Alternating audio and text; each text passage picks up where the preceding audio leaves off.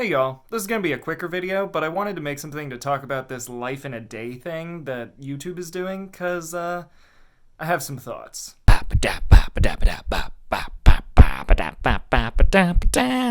Misinformation. If you haven't heard, YouTube and Ridley Scott have teamed up to make a movie called Life in a Day, which features all of us users here on YouTube. In theory, obviously not really. And this movie is actually going to be a sequel. There's already a Life in a Day documentary film that came out in 2010. And now, 10 years later, they're doing it again, and 2020 has been so crazy that it actually might make for a pretty cool sequel. And it's just a really cool idea. It's basically like a video time capsule of what people across the world are like in this day, in this year, during this time. You know, and it's nice, the world coming together to share what their daily experiences are like during a global pandemic. In essence, it's the fairy tale version of YouTube encapsulated in a movie.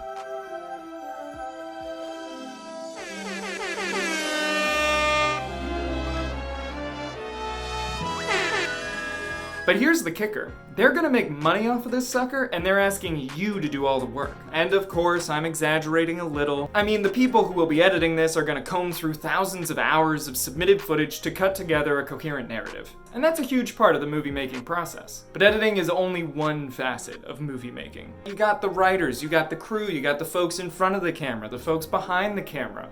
And you know what? All of those people get paid for their work. But in this case, YouTube wants you to come up with the thing you're shooting, get the permission of the people you're gonna film, then shoot it. They got special guidelines on how you have to do things, how you record the audio and the video. You have to get people to sign contracts. Basically, they want you to shoot a documentary on a professional level, and they're offering you nothing for it. When I first saw the ad for this, I was intrigued. I was even excited. It's a fun idea, and my initial reaction was that I wanted to take part. And the palaces dressed in gold leaf hide the damages, spot the geisha as she balances. Life's a cakewalk full of challenges.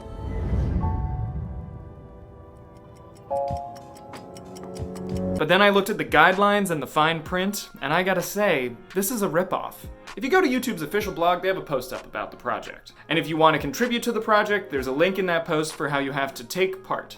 If you want to contribute anything to Life in a Day, there are rules you have to follow. Here are a few of their production requirements. You gotta shoot on 4K if that's an option for you.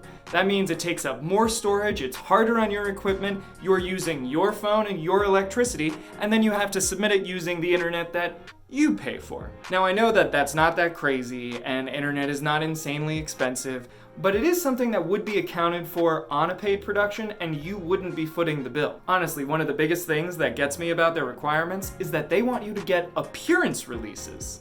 For those of you who don't work in production, appearance releases are a huge part of the process. An appearance release is a contract that gives someone permission to use your image in a film or TV show or what have you. You need someone's legal permission to film them, and that's what an appearance release is. So you gotta print out a contract that anyone you film needs to sign. Technically, I don't think you have to print it, but the idea is still there. You need to get people to sign a contract for you. Not to mention that this contract is gonna say that they're not getting paid for any of this. I mean, I can't think of any other movie where Ridley Scott was involved and he didn't have to pay any of his actors, but okay. And that's not to mention that getting people to sign contracts and working out the exact deals of how a contract is worded is a whole part of the entertainment industry. That's what talent agents do. So already, Ridley Scott and YouTube are asking you to do the work of the cinematographer, the gaffer, the grips, who are the people who move stuff around on set, the actors, the talent agents, even the on-set work of the director. But you won't be getting credit for all that. And of course, YouTube doesn't want to get in trouble with other companies, so you have to make sure there aren't any logos in your footage whatsoever. This work is usually under the purview of someone called the script supervisor, which is also a paid position. And I get it, this can be fun for folks. It's a cute idea, it could make for a really fun day with your family or whatever.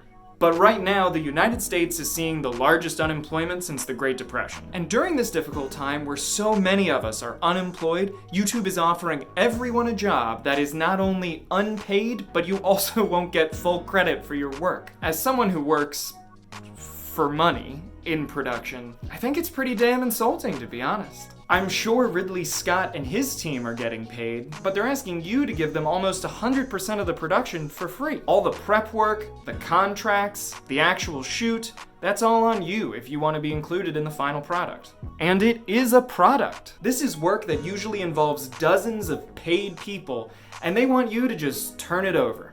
I mean, it's just kind of gross. Anyway, do it if you want to. Hell, I might even take part. It's not like I'm getting paid for this video. But still, I wanted to put this little PSA out there. And that's the info about that.